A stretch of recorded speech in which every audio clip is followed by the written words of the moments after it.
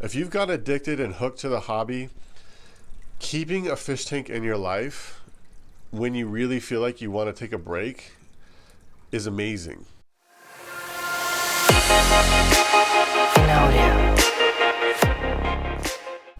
Hey, what's up everybody? Hope you're doing well. Today I'm going to talk about how you can take a break from the fish tank hobby without actually taking a break. I think, often we swing in these extremes where we get, like my extreme was in 2020. I had 7 tanks set up and it was amazing on one level, but it was also so much work and I got burnt out on it. It's a classic thing that happens.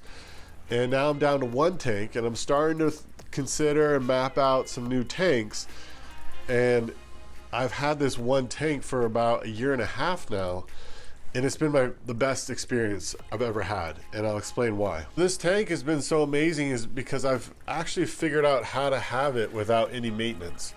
I have a 50-gallon rated sponge filter that is not air powered. It is just, electrically powered, and there's a couple reasons why that's amazing. One is the air ones are louder, and this one also comes with two sponges on the side, and then you can't see in there, but they have a little bit of biomedia at the bottom. And in here I have various plants. This is a type of sword, a bunch of anubias, a bunch of moss balls that have been growing this hair algae. And all that's in this tank is literally 1 mystery snail, this blue gourami.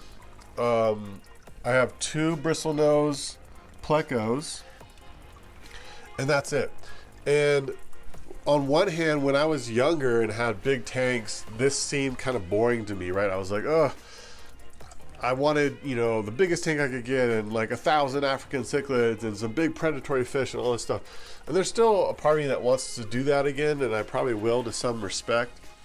But I've also learned how amazing it is to have a tank that I don't have to think about. Now, what's cool about this tank is the bioload is so little. This is a 36-gallon bow front that I literally just top this off with my RO water. I have an RO water system and for drinking, and I just top this off and that's it. And what's beautiful about it is these dwarf gouramis, which people don't talk about enough, actually eat algae. So it nibbles on this hair algae.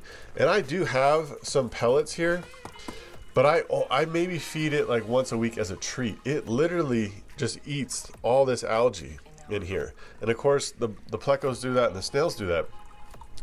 So this is as close as I've ever gotten to, what I would call a maintenance-free aquarium. About once a month, I do pull these sponges off and rinse them out and put them back on.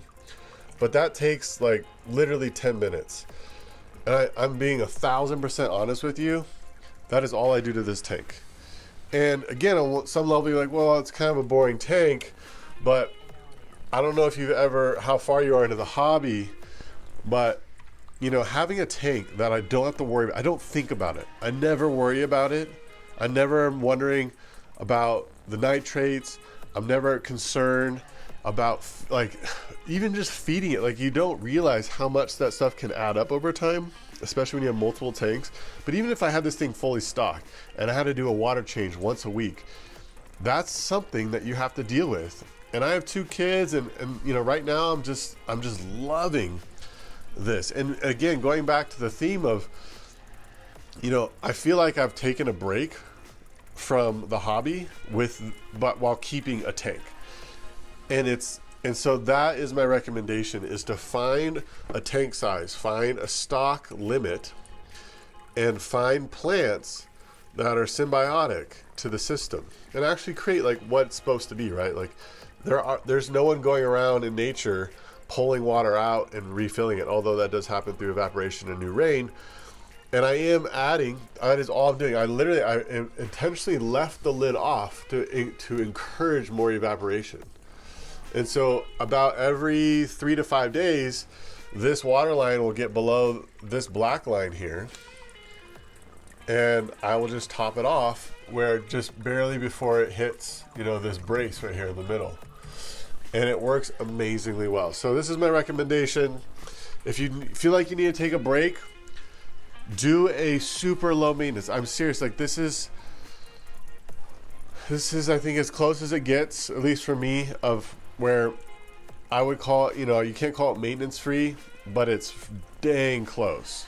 It's super close, and it's still enjoyable. I still love having it. The kids love it. They got a, you know, a little Lego guy in the back, Lego alligator, a little volcano, and then, you know, they call this fish Bluey. And again, just having a fish tank in your life. If you've got addicted and hooked to the hobby, keeping a fish tank in your life when you really feel like you want to take a break is amazing. Again, like I don't have to do much here. So highly recommend it.